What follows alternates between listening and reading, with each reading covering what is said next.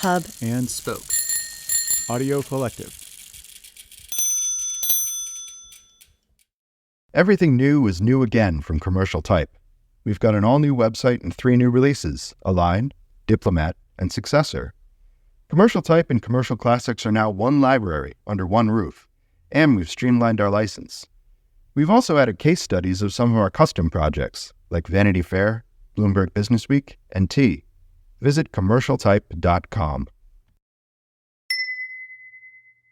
Not only could you not go into the Oak Room, but if I was interviewing somebody who was staying at the Plaza, I couldn't wait by myself in the lobby. I had to get them to meet me outside the door because they were so sure that women waiting by themselves would look like prostitutes or hookers.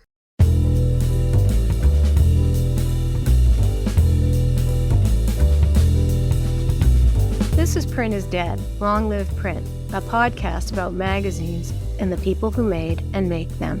I'm Deborah Bishop. I'm George Gendron. I'm Patrick Mitchell. This episode is about a girl from East Toledo, Ohio. A girl who taught herself to read by devouring comic books, horse stories, and Louisa May Alcott. A girl who didn't set foot in a school until she was 14. A young woman who went to India for 2 years to avoid getting married to anyone. A young woman who was described by one Esquire editor as the only writer he knew who could make sex boring. A woman who has never, ever worked for a paycheck, who made up and launched her own idea for a column in New York Magazine, which still kind of exists. A woman who, while on assignment, was kicked out of the lobby of the Plaza Hotel because, quote, she must have been a hooker. Because all unescorted women who hung out in hotel lobbies in the 60s must be sex workers, right? A woman who describes herself as a hope-aholic.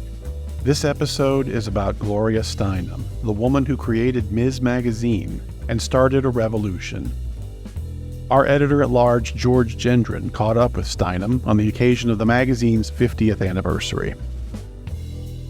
I want to start by asking you, Gloria, before there was Ms. Magazine, there was Gloria Steinem, the journalist. And I think lots more people are familiar with the Ms. legacy than they are with your days as a journalist. Could you go back and tell us a little bit about those early days for you as a journalist and what the environment was like, particularly for young women trying to break into journalism then? Speaking personally, I think I always wanted to be a journalist ever since I was a child. Louisa May Alcott, the author of Little Women and many books for young people, but also a lot of serious depressed novels, was a journalist. And in addition, my mother had been a journalist. She worked for the Toledo Blade and always regretted having given up her way of making a living for reasons of my father's, because he moved us all to southern Michigan where he had a dance hall. I mean, there were familial reasons. But altogether, from my mother to Louisa May Alcott and back, being a journalist seemed the most attractive, magnetic, full of learning, diverse profession I could imagine. And on top of that, I hated talking in public in any way. And I was only kind of forced to do much later. But the idea of being a writer and not having to talk was very seductive. At a certain point, I too hated talking in public. And when I took over Boston Magazine, I had to start doing it. And I read a survey, a poll, asking Americans what are their most primal fears. And number 2 was death by drowning. And number 1 was speaking before a group. I'm more surprised by the drowning than the speaking before a group. I am too, but that kind of establishes a certain context for both of our fear of public speaking. No, I only began to do it after New York Magazine had created invitations to do it, first in New York and then in other places. And I absolutely couldn't do it by myself. So I recruited Flo Kennedy. Do you remember Florence Kennedy? Sure. Who was, fearless. And so traveled together. And then Dorothy Pittman Hughes. And I never did it by myself. So what kind of journalism? Were you freelancing initially? Yes. No, I've never been on salary. I've always been Right. free. I think many people probably, when they think of you as a journalist, think back to that article that you wrote for Show magazine about being a Playboy bunny.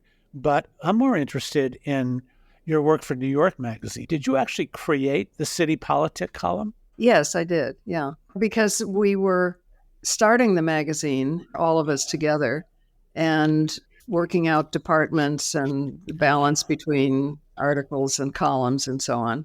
And in the process, I gave myself a column. You gave yourself a column. Right. But, well, that's one of the virtues of being there at a startup, right? Right. And Yeah. it was Clay and Tom Wolfe and Jimmy Breslin and all right. Yeah. You had all left by the time I got there, but I was still delivering mail to you somehow. I have no idea how. So what was the city politic back then? What were you covering? It was literally events in the city because, we were the first of the city magazines, but many of the substantive, bigger articles were about issues that stretched beyond New York City. Right. And I loved New York in the way that only somebody from Toledo, Ohio can love New York. So it felt natural to focus on the city. And also I had gone to cover an early women's liberation meeting and realized that this was a movement that was not getting covered and I could help to cover it. So when you get a bunch of journalists together, very often the conversation turns to what I refer to as the big break. You're going along and sometimes you don't even realize it's the big break at the time.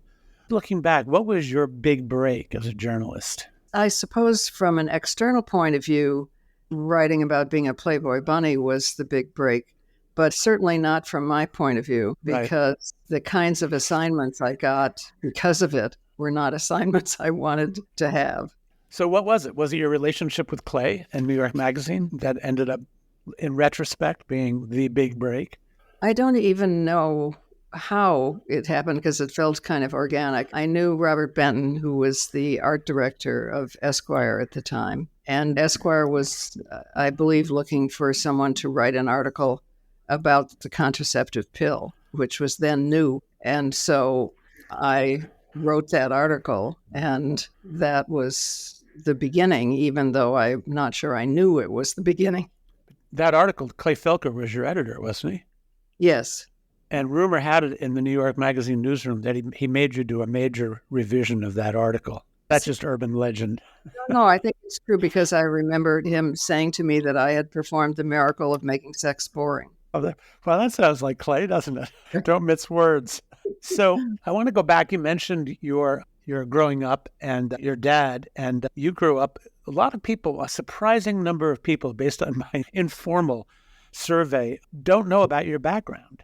And when I ask them, well, speculate, where do you think Gloria Steinem came from? They say, well, Manhattan, of course, Upper West Side. Her parents they were professors in NYU or Barnard or, That's interesting. or Hunter. And then you say, well, actually, no, East Toledo. And they look at you like, no way. We're used to thinking of our real background that we don't understand what the impression may be. I didn't realize. That's true.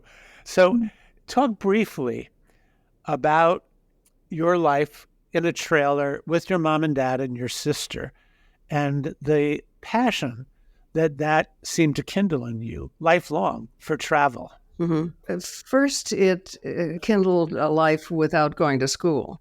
So I was just constantly reading in the car as we were going to and from Florida or California, since my father hated the cold weather. And when the dance pavilion in Michigan at Ocean Beach Pier, as he called it, dancing over the water and under the stars, that was his slogan. When that was no longer a way to make a living, then he would go to country auctions and buy small antiques and sell them to the shops along the road to Florida or California.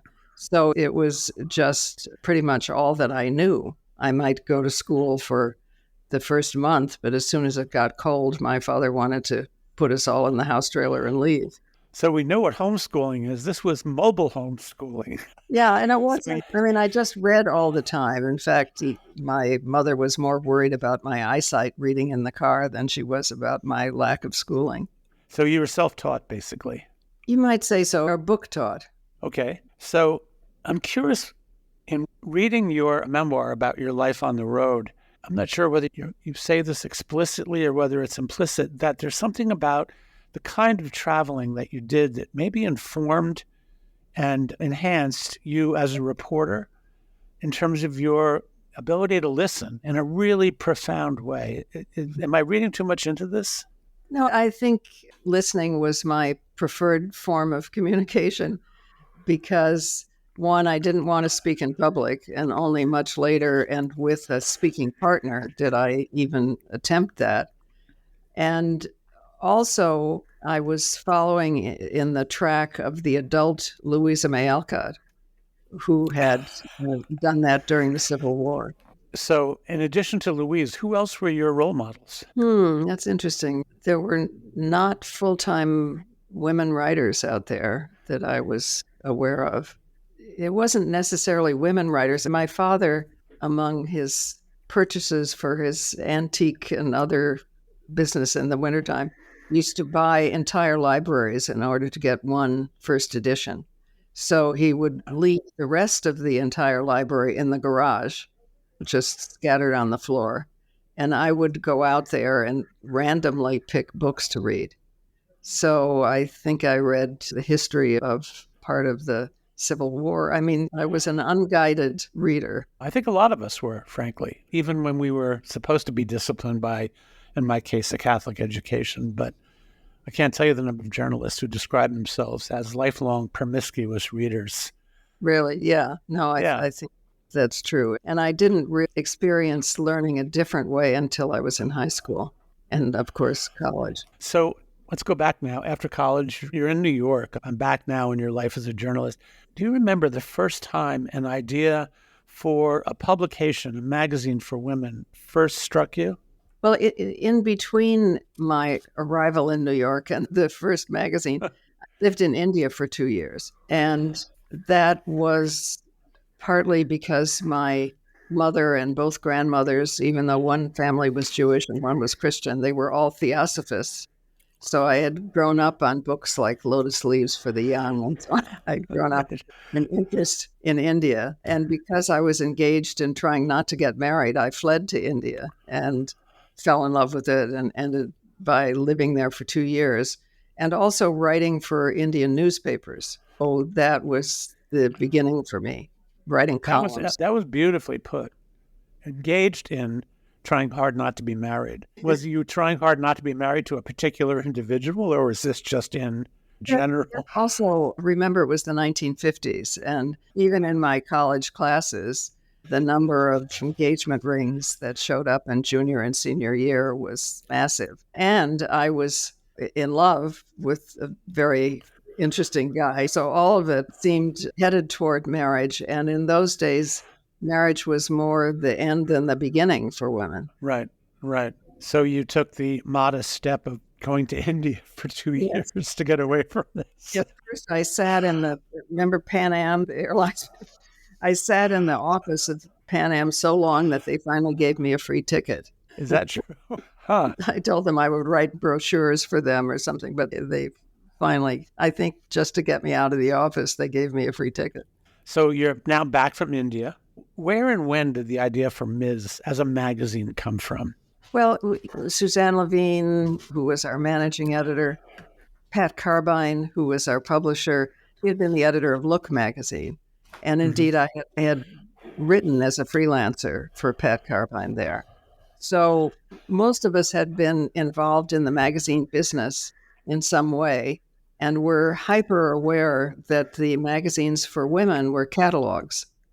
Right. You were just supposed to write complimentary pieces about makeup and all kinds of subjects that were covered editorially. And it was literally complimentary copy for the ads. So they had wanted to be working on a women's magazine that was different. And I also did. And on top of that, I had seen a magazine get started at New York.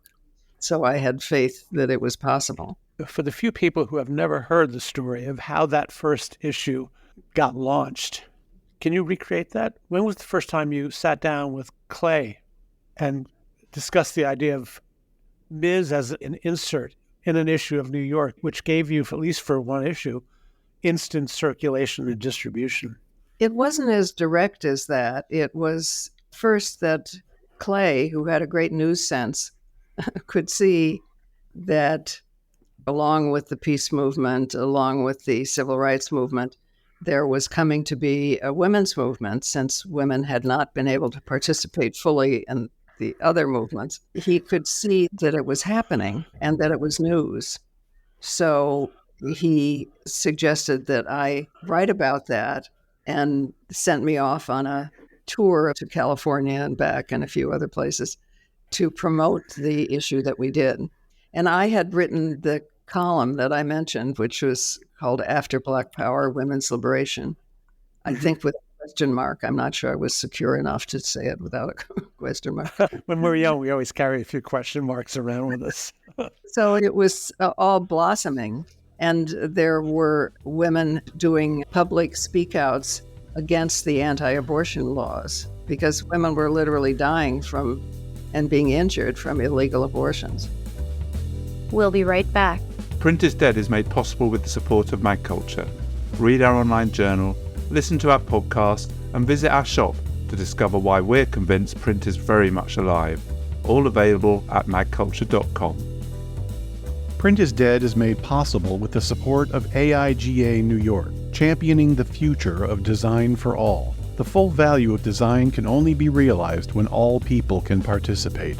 And to create that future, we must build it together. Learn more at aigany.org. So when you were starting to actually develop the idea for that very first issue that would be inserted in New York, who was your team? Who were the people you turned to for advice? Who were your writers? I'm curious. Give us a sense of how that first issue came together. Well, there were writers that I knew either personally or from New York Magazine. Jane O'Reilly, for instance, who wrote The Housewife's Moment of Truth. And that was a great story. So it was like spontaneous combustion because there were women who had been writing for women's magazines or for New York. So the issue gets out. This is, again, the premier issue in New York. Share what happened. What was the response? It was an insert. Part of it was an insert in New York Magazine, and then other articles were added, and it became a kind of one-shot on newsstands. I was sent by Clay to go to various cities, including Los Angeles, to get on radio talk shows, any way of publicizing it, because we both had a fear that this issue was going to lie like a lox. And it was when I was in California that I was on some talk radio show, and people called in, women called in and said, we can't find it on the newsstands. I called Clay in a panic and said it never got here somehow. And he called the distributor and discovered it had sold out. That was sold out in 8 days, even though it was cover dated spring, because we thought it was going to lie on the newsstands for so long. Is that one of those moments, Gloria, where you think to yourself, damn, maybe this is going to really work? Well, I didn't know what the it was. I certainly didn't see myself as I'd never had a job. I'd always been a freelancer. And it was only because Pat Carbine, who had been the publisher of Look magazine, as I said, really understood the magazine business, and Suzanne Levine, who also had been the editor of another magazine, that it was possible. So when you were doing that very first issue, you weren't necessarily thinking about this as the launch of a monthly magazine. No. The one that was internal to New York Magazine, I was thinking of as a one-shot, as they say. When did it occur to you and your colleagues that, well, maybe this is more than a one-shot? When in our little office where we had produced this one-shot, we got bales and bales and bales of letters. Just every day, hundreds, even thousands of letters arrived with women saying, at last, here's a magazine that isn't just about cooking and raising children, that treats me like an adult and I loved this article and didn't like that one. Just mailbags full of letters. It was stunning. And we saved them all. I think they still exist someplace. Yeah, you've given a lot of your papers to Smith College, Yes. haven't you? Archives. Yes, right. For anybody interested, if you're in the neighborhood, I think Smith has those letters, if I'm not mistaken. It may have been earlier, so it may be one of the other women's colleges that had the first letters. No, okay. So you guys get together and decide maybe we've got an idea for a sustainable magazine here. You do a business plan, go out and look for money. What do you do? Yes, I'm trying to remember the sequence of events right now, but Warner Communications was at the time a company that made all or most of its money from parking lots. And of course they did. And they may again in the future.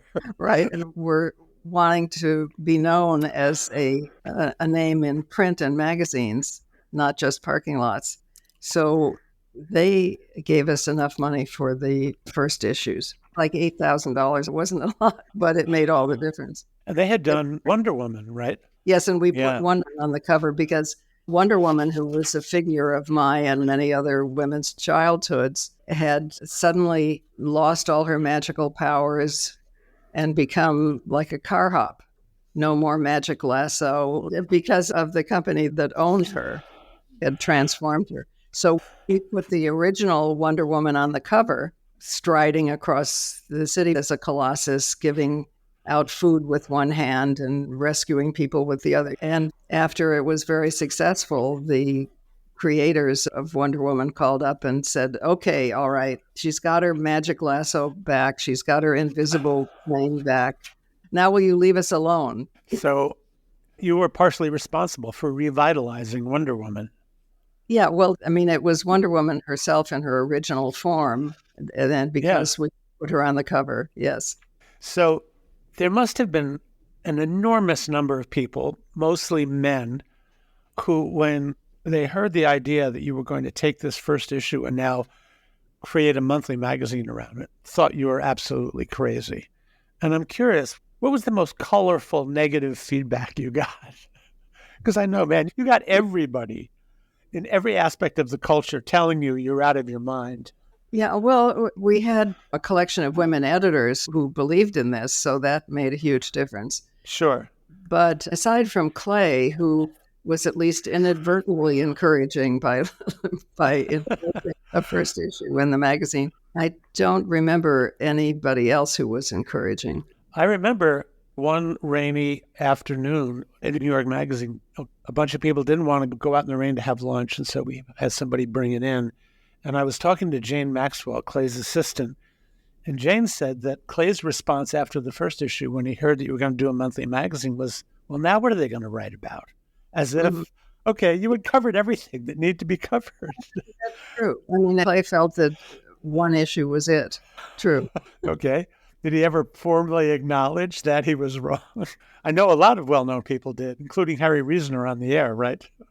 Oh, yes. Oh, that's very smart of you to remember that. I'd forgotten that. Oh, yeah. Yes.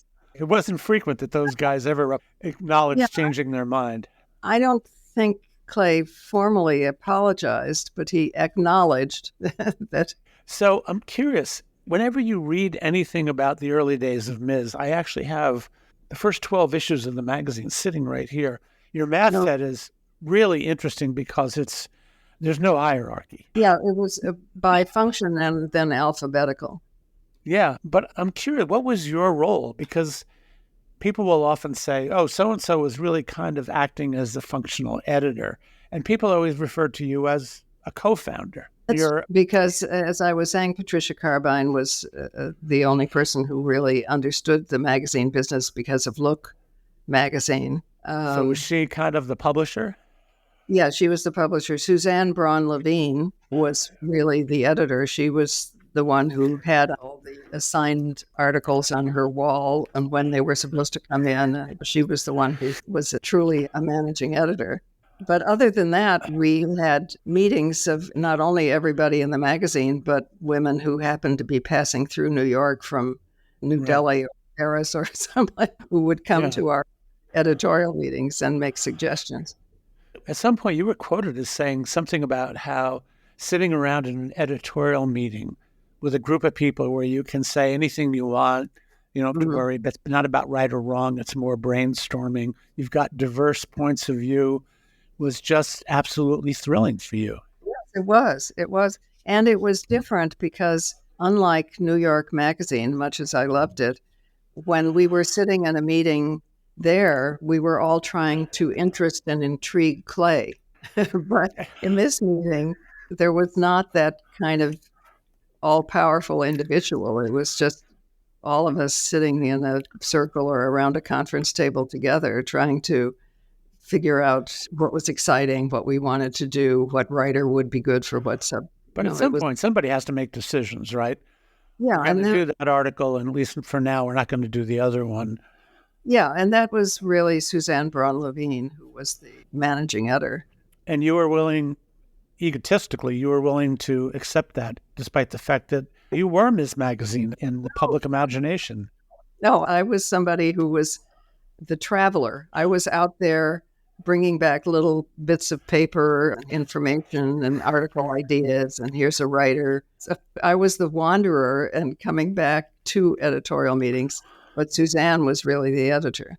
When I was talking to Corey, one of your assistants, when we were setting this up, I said to her, if I had to guess at what title Gloria might have bestowed on herself, it was editor-at-large, because you always talk about coming back from the road with tons of story ideas and scraps of paper and notes, and it sounded like, once again, you were the traveler. That's true, but we listed ourselves alphabetically. So except the art director, I mean, some people had distinctive functions, but the rest of us were listed alphabetically. What kind of resistance did you get from the ad community? I mean, they're notoriously risk-averse when it comes to anything new, and suddenly you have people knocking on their door, even someone as well-known and highly regarded as Pat Carbine, saying, well, we've got this great new idea for a magazine. What was the response on Madison Avenue? It was very negative, especially in the universe of women's magazines, where the editorial is dictated by ads. That is, you have home decorating and all kinds of cooking articles and articles about family and so on. And it's really mostly about the ads. So our secret weapon in going around to advertising agencies was the women who worked in those agencies, because for the first, that's interesting. In many cases, they would want to come to the meeting too. And they had not, whatever their job was, didn't call for that, didn't demand that, but they wanted to come too. But we also, at the same time, got resistance and hostility from a few of the men in the agencies. Yeah, how could you not, right? That was still kind of the tail end of Mad Men era. Yeah, people would even throw the magazine down on their desks or on the floor, or demonstrate that this was just a fad, or we're not interested, or it's hostile to what normal women want. There was a fair amount of hostility. But what made the difference was that we would be at J. Walter Thompson or some agency where the men in power did not see that this was a good option, but the women in the office wanted to come to the meeting for the first time. So that helped. Yeah. I think from time to time I teach undergraduates, and I'm struck sometimes by how to them the 60s and the 70s are ancient history in some ways. And there'd be times when I would say something really simple, I don't know, in response to a question about something in the newsroom. And I'd say, well, we don't have a computer and have word processors. We had typewriters. Or at one point, somebody was asking me about, well, how did you get the magazine to your printer? I said, well, by messenger. And they were like, by what? No, I agree with you. We could use a kind of chronological set of translators, right? Yeah. But I sometimes think, when reading your memoirs in particular, even for me, I mean, here's an example. So my mom, a Brooklyn girl, had grown up, she loved the Oak Room at the Plaza. And it used to infuriate her that she could never meet her friends for lunch. And when I tell my daughters that story, they look at me like, oh, that's just fiction, that there was a time. But that must have been like in the Victorian era. And I'm like, that wasn't that long ago. Oh, not only could you not go into the Oak Room, but you also couldn't wait by yourself for some. If I was interviewing somebody who was staying at the Plaza, I couldn't wait by myself in the lobby. I had to get them to meet me outside the door because they were so sure that women waiting by themselves would look like prostitutes or hookers. I know you probably have told this a million times, but I'm going to ask you to tell it one more time. Tell us your famous Plaza Hotel lobby story. Well, because I was interviewing someone, or because Yeah. there are various stories. I mean, one is that it wasn't me. I'm trying to think who it was. Is there somebody famous like Greta Garbo? Couldn't have been Greta. Anyway, some famous actress was told that she could not enter the dining room because she was wearing a pantsuit. And so she stood in the door, took off her pants and her jacket. That one I haven't heard. Thank you very much. Right. But there's one in which you are the protagonist and you were escorted out of the lobby while you were on assignment. Yes, because literally they thought we would look like or could look like call girls. Single women were not allowed, or single women of a certain age anyway, were not allowed to sit in the lobby. But you went back and you confronted that person. Not just we in the magazine, but other women's groups too confronted that and demonstrated against it. In fact, I think somewhere there's a video of you doing some kind of a reenactment on PBS. Do you remember that? Possible, I don't know. You actually reenact being escorted out of the lobby, but then coming back later.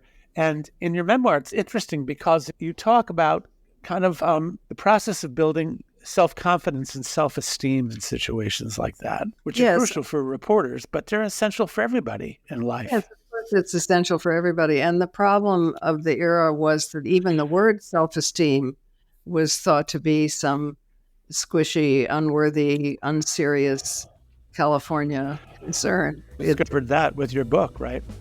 Yeah, there was some resistance to even discussing it in those terms. We'll be right back. Print is Dead is made possible with the support of Issues Magazine Shop. Much like this podcast, we exist to celebrate the people and projects keeping print alive. We sell a mix of independent and commercial titles from around the world, shipping globally from our retail shop in Toronto, Canada. Visit us online at issuesmagshop.com. Stack, the independent magazine club, delivers a different publication every month to our subscribers all around the world. You never know what we're going to send next, but you do know it will be a beautiful, intelligent, independent magazine that deserves a place on your shelf. We'd love to start sending something your way, so go to stackmagazines.com to sign up and start receiving a surprise magazine every month. Print is Dead is made possible by the support of the Society of Publication Designers. The SPD powers the future of visual storytelling, setting the standard for editorial excellence and shaping the future of visual culture. For more information, visit spd.org. I want to talk a bit about young journalists today, and this is not just true for young journalists, it's true for young men and women in general, of course. Activists, I'm sure, are dealing with this, but what advice do you give to a young woman who comes to you and wants to do something in media at a time when you could argue that the whole industry across the spectrum is in a state of complete disarray, but somebody who wants to do what you did with Ms., something comparable, what advice do you give them? How do you help them make sense of kind of this incredible fragmentation that's taking place in media? Well, I think I first asked them, what do they love to do? What do they love to do so much they forget what time it is when they're doing it?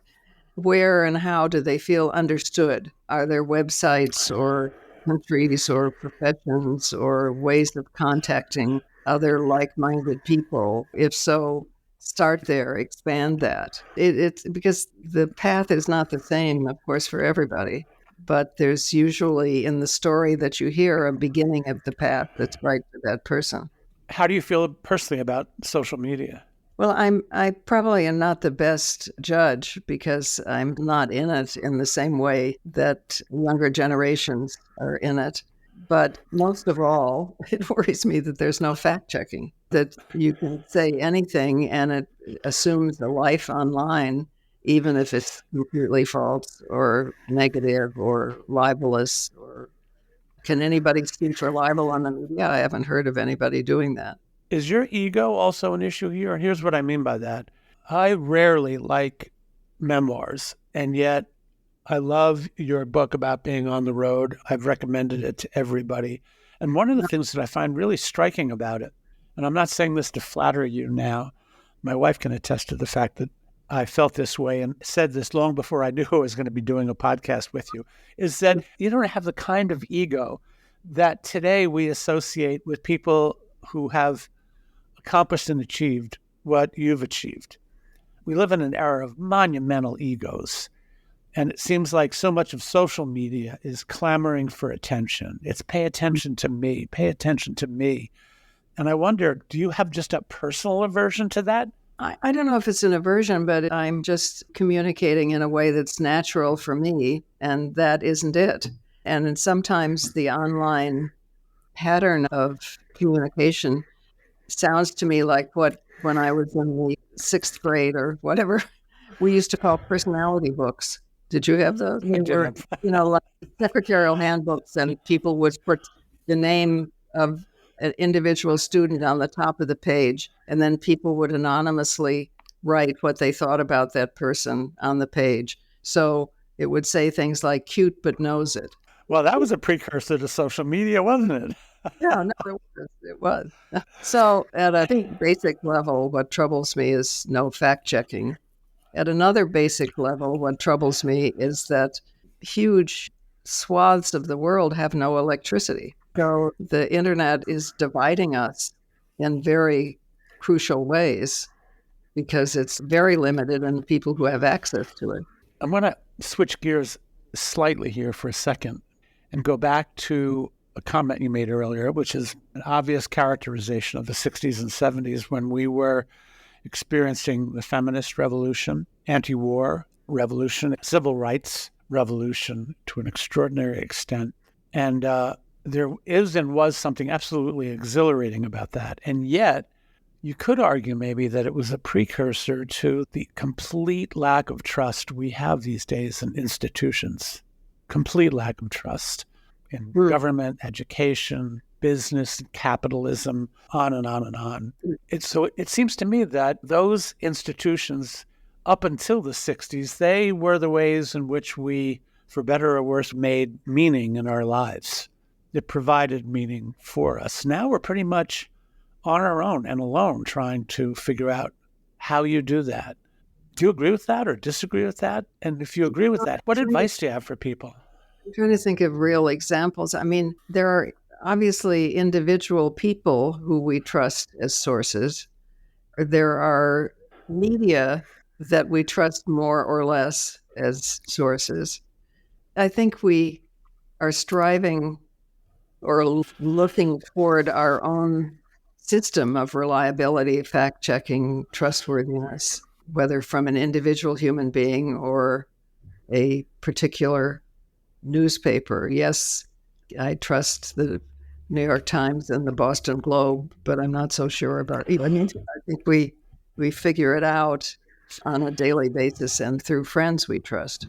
So when you see a poll that talks about the low esteem that media in general is held in, or Congress, your response would be, but within that, there are individuals and individual organizations that we do trust. Yes, I think it's too amorphous in general to say Congress, because that includes completely disparate people from Trump to, right. Its specificity is very helpful. Okay, here's another kind of non sequitur, but I think these are related. There's been a lot written lately. In fact, lately, I describe it as almost an avalanche of articles about men, but also about boys being in peril. And I'm not sure why that surfaced so much recently, but as the father of 3 daughters and a son, this is something my wife and I have been watching for decades now. I can still remember the first time we had a conversation about this when my oldest daughter in 8th grade was being inducted into Honor Society or something like that. And there were 24 students from her school, and there were 22 females and 2 boys. And afterwards, we went up and talked to the teacher about what was going on. She said, well, we don't really know. It's probably just an aberration. But we saw this start to repeat itself over and over and over again, and a lot of iterations of it. That's interesting because you're in a better position than I am to experience that. What's your instinct about the why? I think that there's been a process that has supported girls in a way that produces girls, not young women, but girls first and foremost, who are more centered. They have greater level of self-esteem. They still experience a lot of the craziness that accompanies young girls as they're growing up that I discovered. I grew up in a family of 4 brothers. And so, man, this was a shock to me that you guys are a handful. But I think as girls and then young women started to flourish as a result of a lot of the changes that we've been talking about and more, I think it was threatening to boys. And I think it began to raise really serious questions for them, of which they weren't aware, of course, at that age of development, about where they belonged. Mm-hmm. How do they fit into this? Not being very articulate about it because, of course, it's a monumental issue.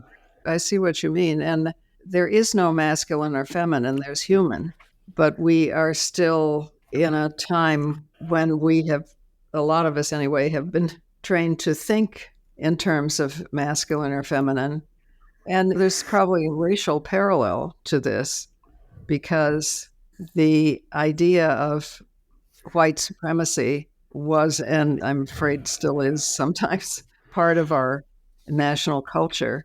So there's an anxiety about the fact that we are now a majority people of color country. I mean, the first generation of babies who are majority babies of color has already been born. And at the outside, you get racist rebellions against that fact and insecurity. So it's a discomfort with the unfamiliar, but I still think it's progress because every one of us is a unique individual, regardless of gender or race or other collective judgments. And hopefully we will get there. You have often spoken about the fact that one of the effects that travel has on you is it gives you hope. You're traveling less these days, I take it. Yes. Are you still hopeful?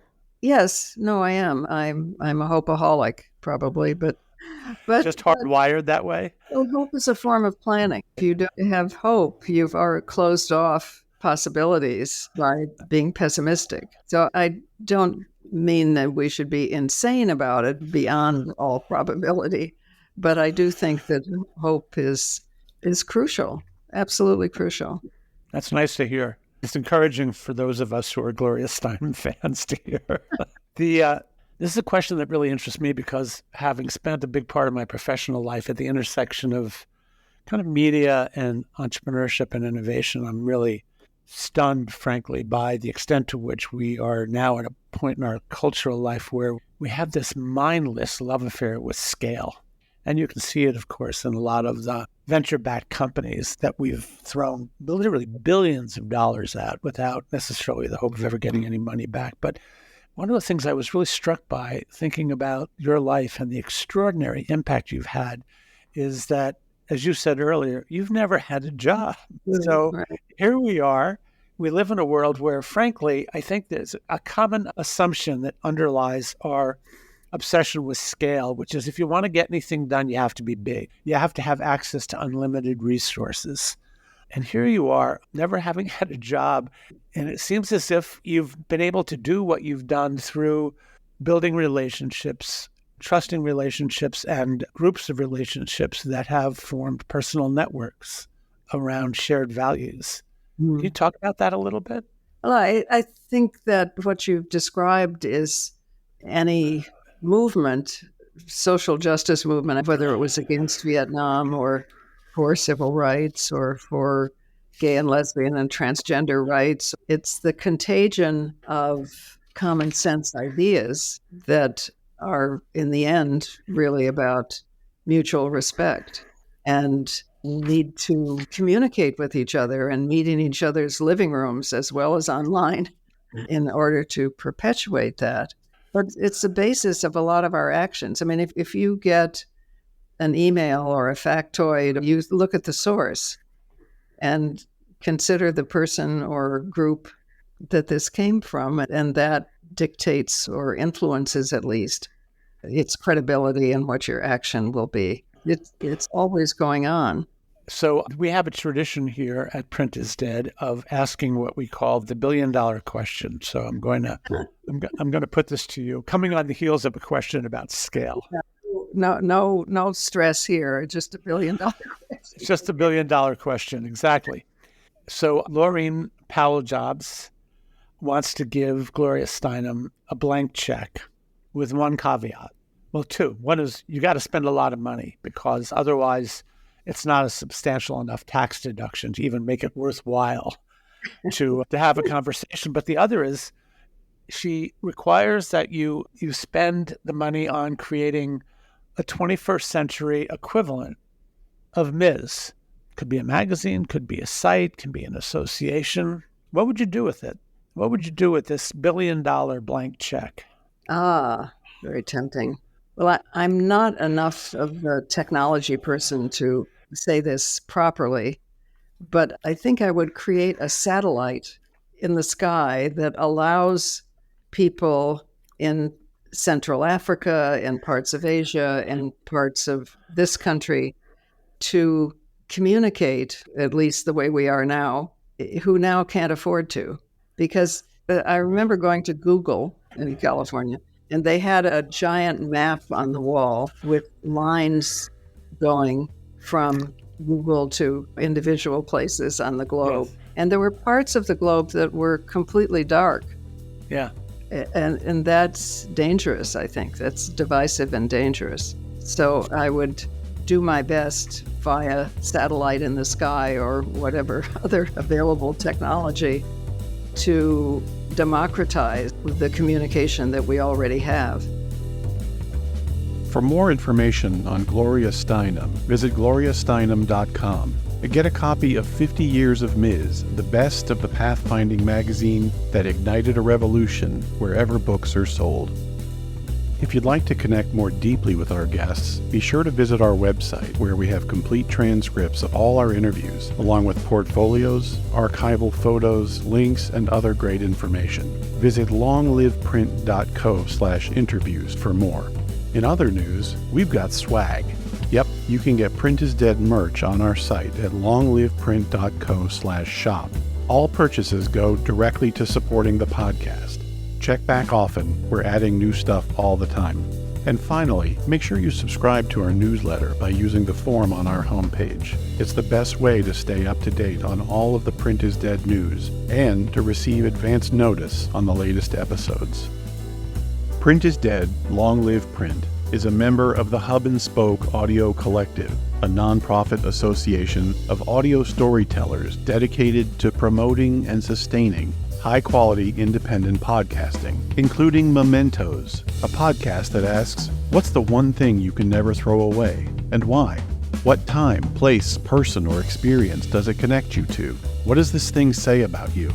On Mementos, everyday people talk about a special item and the reasons they keep it. In each episode, a thing will become a springboard for exploring and reflecting on memories, experiences, emotions, and relationships. Listen at mementospodcast.com or wherever you get your podcasts. Print is Dead, Long Live Print is made possible by support of listeners like you. If you'd like to contribute to keeping the podcast going, there are 2 easy ways. 1, become a sustaining patron by making a monthly donation, or 2, make a one-time donation in the amount that works best for you. Visit printisdead.co/support for more information. Print is Dead, Long Live Print is a production of Modus Operandi Design. For more information, visit our website, printisdead.co, or if you're an optimist, longliveprint.co. Follow us on social media at printisdeadpod. Please give us a like and a review on your favorite podcast app. It really helps. Thanks very much for listening.